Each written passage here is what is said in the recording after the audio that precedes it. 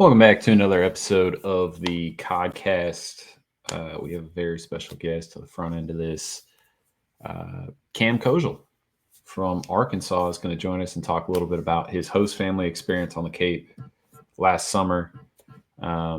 Something that makes the Cape so special, obviously, is the bonds that these players form with host families. And these host families have been doing it for a long time. Some of them are newer, some of them have been doing it for decades and have a lot of history with a lot of players from all over the country. Some that have made the big leagues, some that have gone on to go professional and other things. But the host family player relationship is very special, and we wanted to spotlight a host family in Bourne. And Cam graciously took some time out of his day to join us, talk a little bit about his experience with the Smith family in Bourne. And let's bring Cam in here and talk about it. All right, Cam. Runs ahead. Heck yeah. How are you guys? How you doing? Doing good. Thanks for taking some time to join us. I know obviously you got a lot going on, and you're coming off of another successful college season. Trip to Omaha, a little bit of a homecoming for you. Rocking the runs of cap. So people are going to be able to see this on YouTube. If you're listening, Cam will describe it to you. There is a handheld sandwich that Nebraska is known for. It's a little bit like, how would you describe it? Like a hot pocket almost? Yeah, so it's like a hot pocket with hamburger and cabbage is the way I would describe it. It's really warm, it's really doughy, and it's really cool. So, I mean, I love them. I love Temperature Tuesday, and it's one of my favorite things. What's the most runs as you put down in one sitting? 3. Actually, there's one time I might have done 4. They're pretty dense. Very dense, very filling, but if you're really hungry, you can take them down. That's a good way to start this thing off. We're talking, Nebraska, big state in the middle of the country that a lot of people probably haven't ventured to, unless you've gone to the College World Series. Yeah, yeah. There's a lot of really good baseball out in Nebraska.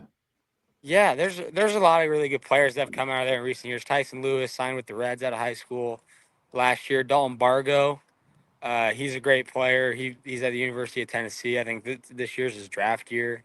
And there's just a lot of really good players. It's a baseball city, and it's just kind of a cool place. Yeah, Cale Fountain from down near Yeah. what was that, Lincoln? But you were what, Millard South? Tyson was Millard West. Yep. And that's just outside the Omaha area, I believe. Yeah. Correct? Yeah. Yep. It's on the suburbs of Omaha, so in Millard, which isn't really that far from the middle of Omaha.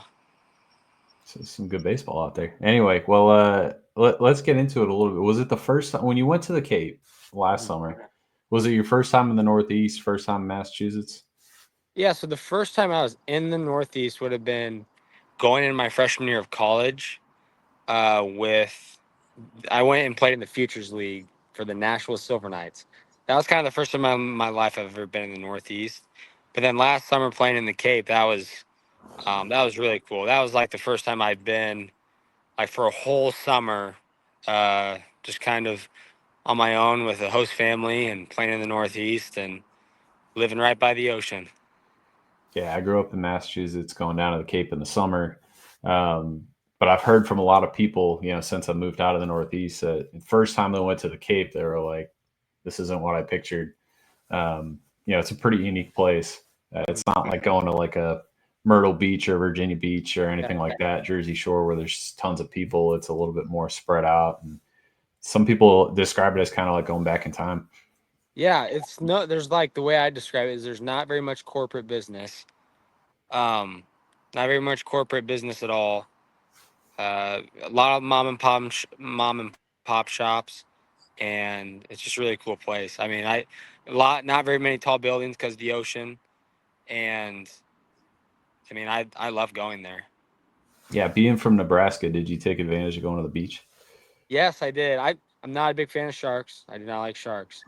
But I mean, the ocean's something that you got to go to. And as a kid, you always see all the movies about it, and there's not really an ocean by you in Nebraska, so it was a really cool place. Yeah. So, what beach did you go to when you were in Bourne? Because I know the canal's right there. What did you go south, north, Yeah, I east, mean, I west, was I inside? was on the Bourne side, so I didn't have to ever cross the bridge. But I mean, I would go to the canal and I tried to fish for striper, never really caught anything. Go to Monument Beach. That was in Bourne. But those are about the only two bodies of water I remember going to. All right. So, for anybody listening, if you go to Nebraska, you're going to encounter Runzas for the first time. Was there anything that you encountered for the first time when you went to Bourne Yeah, that you hadn't seen before or tried before? It could be food, could be anything. yeah, a lot of lobster. Like I was not aware of how much lobster they actually had and just seafood in general. I think my first lobster roll, I was expecting it to taste a little different, but it was still really, really good. It's a unique taste. Lobster is like we don't eat lobster routinely in Nebraska. Like you eat steak, you eat pork, you eat chicken. So it's yeah. I mean, lobster is probably my most unique thing food wise that I was able to try. Were you like a hot lobster roll or a cold lobster roll kind of guy? First time I had a lobster roll, it was cold, so it was kind of weird. And then when I had a warm lobster roll, I think I like that better. Yeah, I like cold lobster rolls personally, but I don't blame you Yeah. for the hot lobster roll. They're good too. So, well, cool. Anyway, I wanted to talk about your host family experience. It was well documented last year. There was a nice little article that came out, and it's something that's unique to the Cape in a lot of regards. Is just how long-standing the tradition of host families has been, Mhm. and obviously it being a host family in like a beach environment as opposed to just anywhere. um and yeah, really positive experience with Heather and Chris Smith, and kind of wanted to spotlight that a little bit. So um the first thing, kind of like the hook on this, is the tomahawk steak. Tell us a little bit about the famous tomahawk steak and what the backstory behind it is. Yeah, so tomahawk steaks are when you hit a home run. They'll go down to the Gray Gables market and get you a steak, and then they'll cook it for you that night. And those things are huge. Like they're just huge steaks.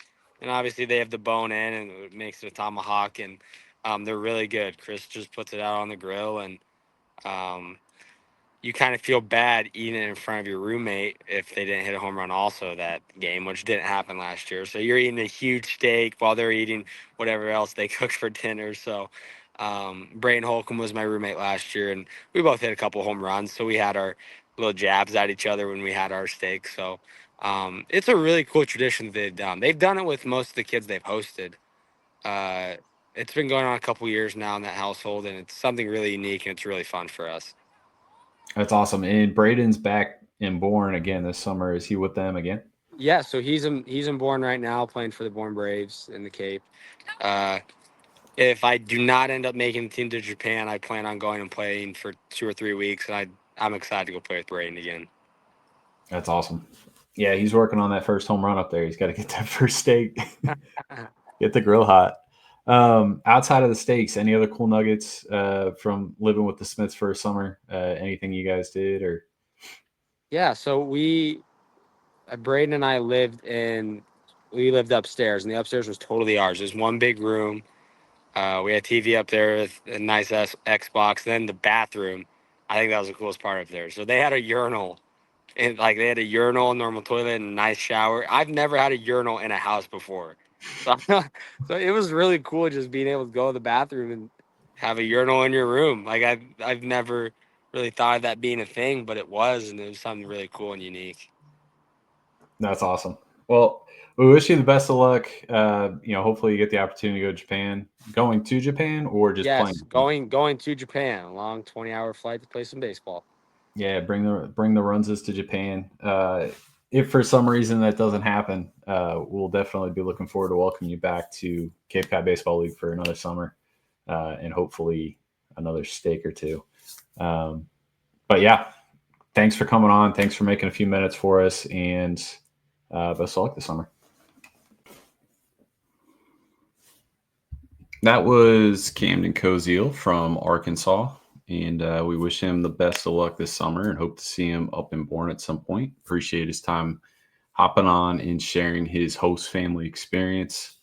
And now I'm going to be joined by Adam Greene, senior writer for the Cape Cod Baseball League for This Week on the Cape.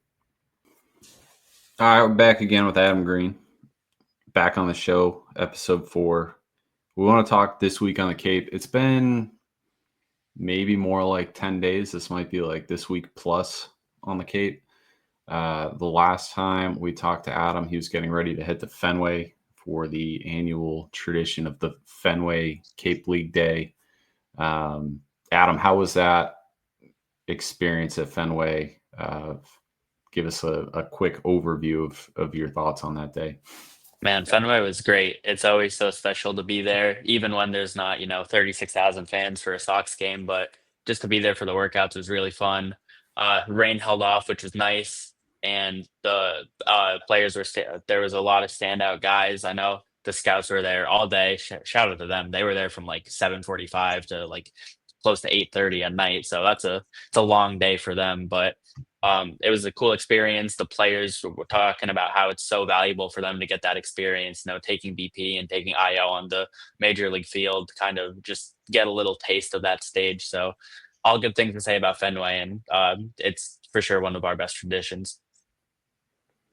Yeah, it's awesome. I know in the past there's been rain and there's been different things that, we've had to contend with. And given the weather that New England has had through the spring and now into the summer where it rains pretty much every weekend, nice to catch a day where you could get everything in and everyone could get that experience. So that's awesome to hear. We've got a lot of catching up to do on what's actually going on field. I kind of want to just, toss you the keys and let you drive us around the Cape a little bit over the past week and a half. Yeah, I think where we need to start is the first week of Player of the Week, because these guys deserve a lot more of a spotlight than they might get because we're so far removed from that announcement. We're on to week 2 actually, but Josiah Ragsdale, outfielder from Brewster, and Jake McCoy, lefty from Harwich, won pitcher and Player of the Week for week 1. McCoy had, I believe, it was 17 strikeouts through his first couple starts. That was just dominant. I mean, you don't see that type of stuff from guys up here a lot. And then Ragsdale put up some video game like numbers. I think he had 9 stolen bases. He had led the league in RBIs up to that point. His OPS was well over 1,100. So they had great first weeks, and Ragsdale still tearing it up here. And then I guess we can go quickly over to the second week of Player of the Week, and then I'll jump back to you. But we'll see what your thoughts on these guys are. But Ty Dalley and Tyler Pitzer. Dalley won Hitter of the Week from Wareham for week 2. He had the most hits in the league over the week and drove in a couple of runs. He had 8 or 9 hits, and then Pitzer was a standout righty, in the YD bullpen over their 10-game win streak, which I'm sure we'll get into. But he had thrown 5 in the third innings. He struck out 7, didn't allow a run, only gave up a couple hits. So he was a really crucial piece in them, holding those late leads, because while YD might be on a 10-game win streak, all of these games have been super close. They've been in some nail biters. So to have a guy like that in your bullpen who can really lock it down has been so valuable. Yeah, Adam, you had mentioned that YD has been playing in a lot of tight games here recently, and in their first place matchup against Hyannis yesterday, Avery Ortiz with a walk-off single to go along with 2 hits. Hadn't seen his name in a couple of weeks or maybe a week or so. Was kind of wondering where he was at, and saw him pop back up yesterday, obviously in grand fashion. Took a nice little water cooler shower after the game. But I want to get back to Jake McCoy. I think he's now up to 25 Ks. You multiply that by the $23 that he's donating per strikeout, and I think that's $575 now. Right on the dot. Yeah, right on the dot. So I think you had mentioned that this might be it for him on the Cape. Yeah, so he's his time with Harwich is done, but I mean, talk about three fantastic starts. They couldn't have asked any more from him. From that strong lefty arm, and he still has a lot of college, a lot of collegiate games ahead of him before he's draft eligible. So really promising stuff out of McCoy. Yeah, and obviously Harwich is going to miss an arm like that, but they did have quite the outing yesterday, June 29th. Let's see who they played. Bourne. 2-0 shutout, combined trio. Troy Dressler from Wake Forest, Matthew Heilberger, Alabama, Ryan Bilka, Richmond. Complete game, 4 hits, 2 walks, 10 Ks. And then had a nice little late pinch hit home run from D. Kennedy from Kansas State. So it's good to see, obviously Harwich pitching their way. I feel like the offense has been a little slow out of the chute. Have you seen them in the past week and a half? I feel like I haven't actually, which is surprising because I've seen so many great games over the last couple of weeks. Talk about the YD Hyannis game last night, but no, I know Harwich is they're in the East. Has been weird because you have YD that jumped out to such a crazy streak of being like, oh, we're on a 10-game win streak. They kind of surpassed Brewster, who was looking like they were run away with the East through the first week of the season. And then there's Harwich, who I feel like they're just hanging around, and where they are record, yeah, they're 6-1 right now, so they're kind of hanging around that middle tier of teams. But what they were getting from McCoy and what they were getting from that rotation before before I would say YD started, really ramping up in the East, it looked like they were going to be a contender, and they still have the talent to do so. A lot of the kids that they're going to get back from USA are going to really add to that offense, but I just think it's going to be a time thing, as it was last year. I mean, I think they had 17 losses in July or something like that. So you really never know what can happen. It's going to be about how they look late. So for sure, not out on Harwich by any means. Yeah, it's always a scrappy bunch. I want to talk a little bit about, you had mentioned a couple guys that are going to come back from USA. Obviously that's going on right now. Some guys are obviously not there, which is great. So the guys that I kind of want to highlight on that front, Levi Clark. What can you tell me about what Levi Clark's doing in Wareham right now? Yeah, Levi in that 2-hole for Wareham has been pretty unreal.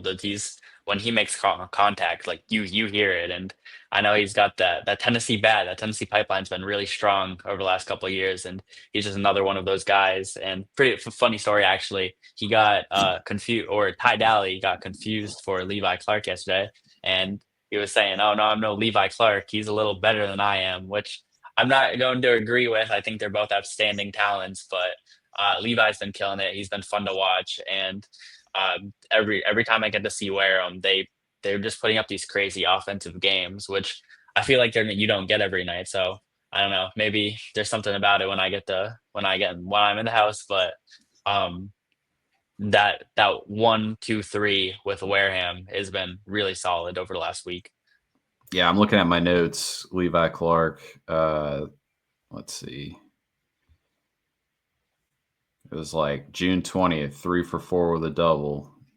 What do we got here?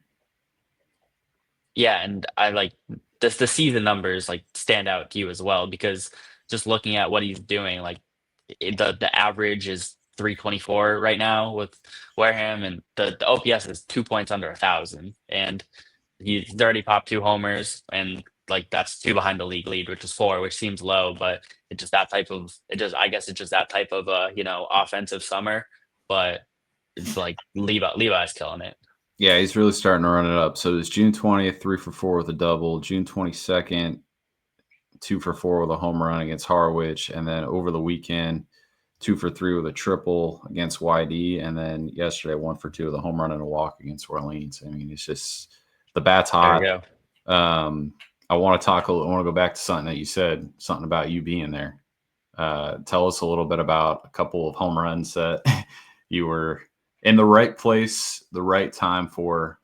You kind of called them a little bit. You were like, "Oh, I'm going out to see this specific player. I want to see him hit his first home run."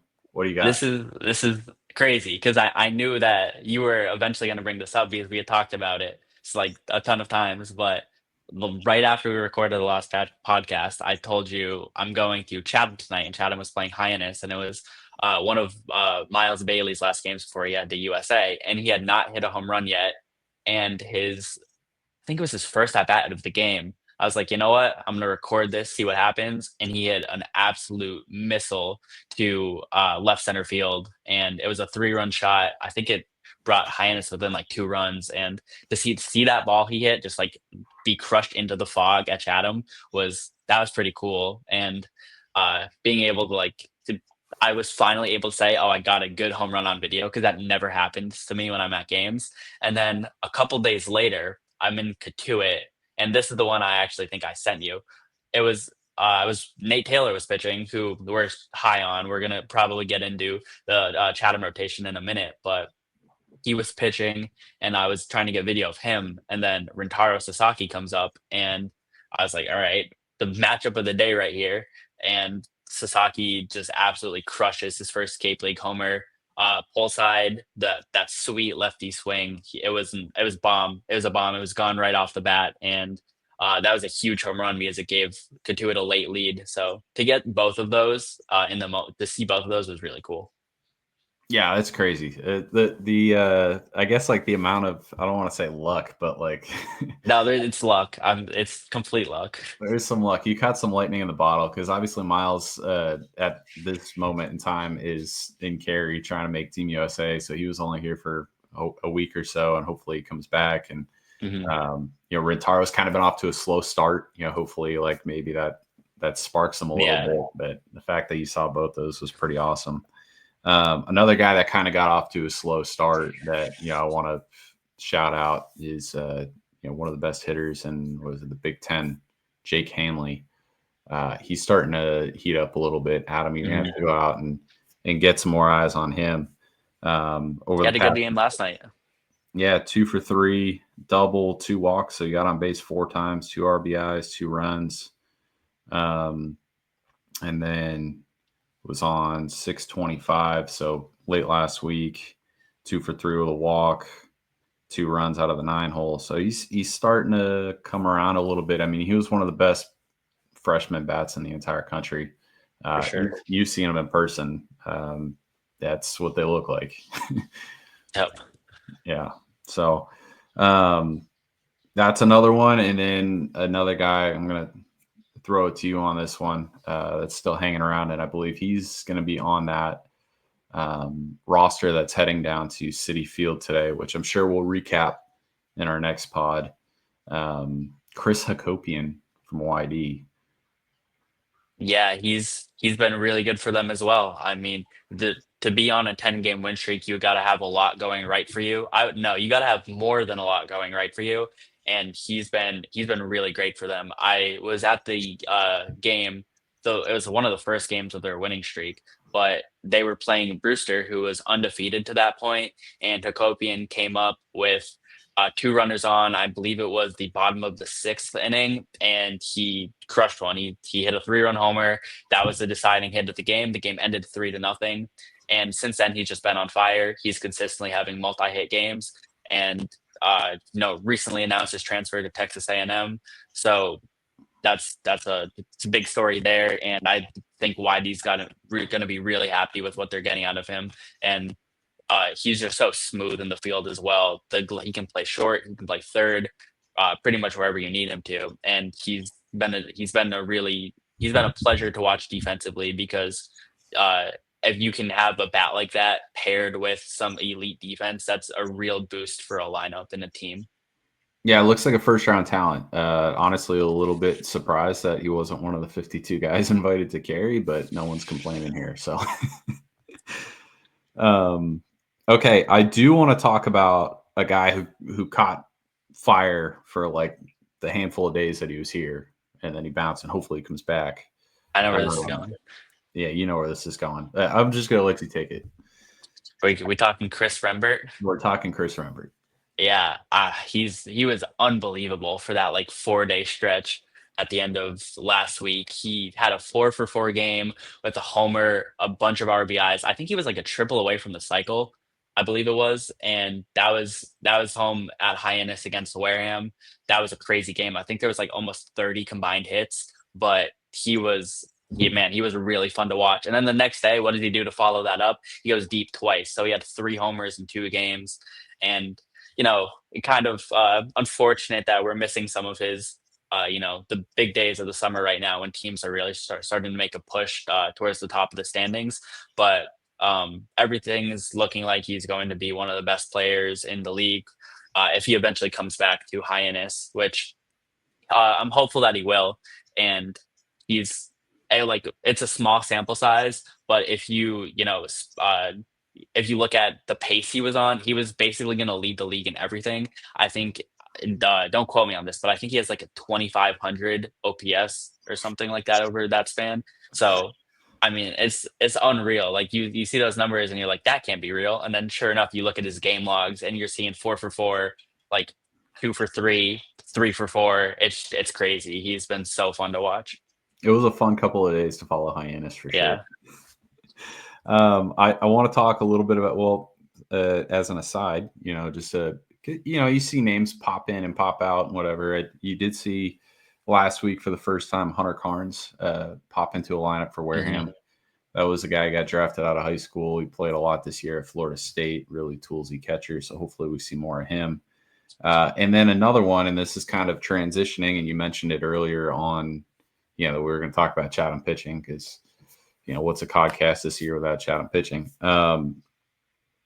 Gabe Davis popped in for a start. I don't know if he's going to make another start or what his deal is, but that's a draft eligible guy. I think he's projected to go in the top, 5 or 6 rounds of this draft. He could go even sooner than that. 4 innings, 1 hit, no runs, 4 walks, 7 punches against Harwich on June 24th. That's a fun little inclusion to all of the guys that they already have. Did you have a chance to see Gabe Davis? Did you hear about Gabe Davis's start at all, or am I taking this? Yeah, there was some noise around him. I'll let you take it, but I just know that when he came down, there was obviously optimism about what he was going to add just for that early stretch. And I mean, to go just a 4 innings, 7 strikeout performance can be such a refreshing start, I guess, for a rotation when the offense might not be where they want it to be at. So to have a guy come in and kind of give them that leverage that they need to get hot offensively, if he's so good on the mound, that's really valuable. Yeah, and this has become something that's more popular in recent years with the draft being pushed back to the middle of July, as some guys are trying to get some starts in before the draft, kind of continue to build that stock. And, that's kind of what Gabe Davis appears to be doing here. And, good on him for coming in and helping out that Chatham team. And, obviously another really exciting arm to add to the stable for however long he's here. But I want you to fill us in a little bit on what JT Quinn did over the weekend, because he had another outstanding start for Chatham. Yeah, draft eligible arm. He is now he's done for the summer because he's now going to get ready for the draft. So good luck to him. Going to be rooting for him. But as of now, it won't stand, he will be passed because, as I just mentioned, he's not pitching anymore. But he leads the league in strikeouts. He has 25, and the strikeout numbers were crazy for his 3 starts here. And he actually mentioned the last start he made was at home in Chatham a couple nights ago, and it was one of the you get fog delays in Chatham, everyone knows about that, but that night was like on another level. And I asked him, I was like, could you even see? And he was talking about how he really couldn't, but it almost worked to his advantage, because when you have that dense fog, then to pair his heater with some of his breaking stuff, hitters almost had no chance. So that was pretty cool to hear that breakdown. And then his former teammate at UGA, Nate Taylor, has been really tearing it up too. I know we mentioned gave up that homer to Sasaki in a relief appearance for Katuitt, but when he starts, he's looking really hot. He's also putting up pretty high strikeout numbers. He's around 9th or 10th in the league last time I checked, and he'll be making his next start later this week. So that's definitely one to watch as well. Yeah, and it sounds like he's one of the more exciting names that, at least from the pitching side of things, that is included on that roster going down to Citi Field to compete against the MLB Draft League today, June 30th. So that's cool. I want to bring up Mason Bixby, who was a guy that I brought up preseason, who has shown us the two sides of Mason Bixby this week. Let's see if I can find the numbers on that start that he had. I don't know if it was a start. Might have been a start. He had a 3-inning appearance on June 19th, gave up 2 hits, no runs, no walks, 4 punches, and a win. This is a guy who's 6'7", 240 with a fastball up to 99 and a slider around 90. So obviously this stuff is premium, and that night it absolutely was.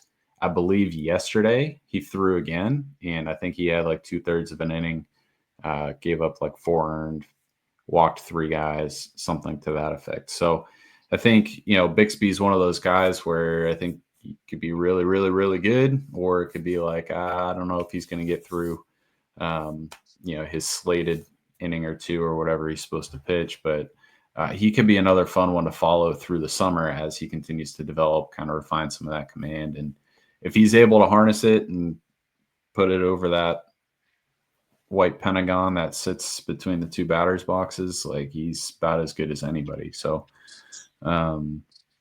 that's a fun one. And then I just want to kick it over to Tennessee arm, who you got to go see. Putting it on you. Go see him this week. Probably won't be till later in the week because he just threw yesterday. Tegan Kuhns. Got anything on Tegan Kuhns? I think you got this one. I got you. I'm teeing you up. So next time we get on a podcast, well, it might be 2 times after this because we might have a quick turnaround on the next one. I don't know. We'll see. Tegan Kuhns, University of Tennessee, big arm. He performed pretty well. He had a whole bunch of starts for them this year. He was like a midweek guy. Has really good stuff. Pedigree as a high school player. Obviously, to get the innings that he did at Tennessee this year as a freshman, has to have good stuff and has to have the ability to hop on the mound and execute it. But he's had a couple of good starts yesterday. 4 innings, 6 hits, 1 earned, no walks, 5 punches against Katuitt. And I'm going to go back. I think he threw on June 21st as well. 4 innings, 3 hits, no earned, 0 walks, 6 Ks.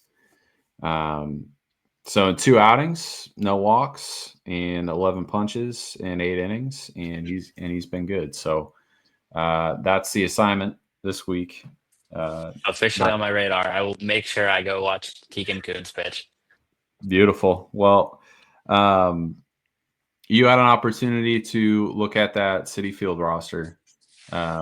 Real quick before I let you go, this game is tonight.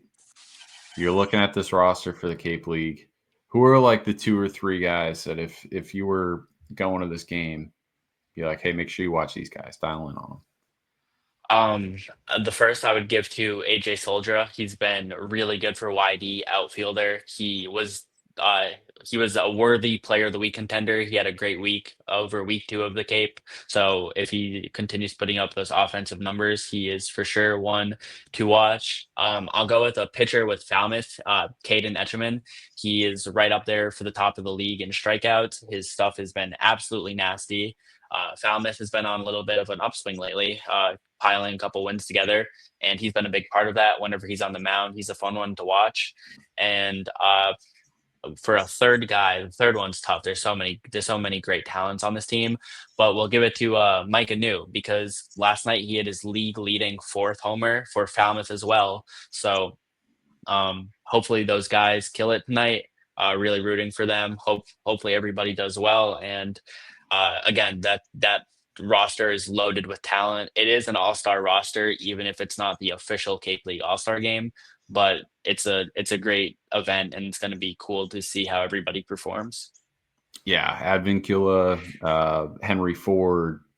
Who else is on there? Hakopian. I mean, like you said, the roster's loaded. We mentioned Nate Taylor before, so that should be a really good experience for the Cape League players. And the The two Draft reigning League players. player of the weeks. Yeah, 2 reigning player of the weeks. Hopefully they have a good time down there. Hopefully they continue. You know, some of those guys draft eligible, like you said, Mike Anu.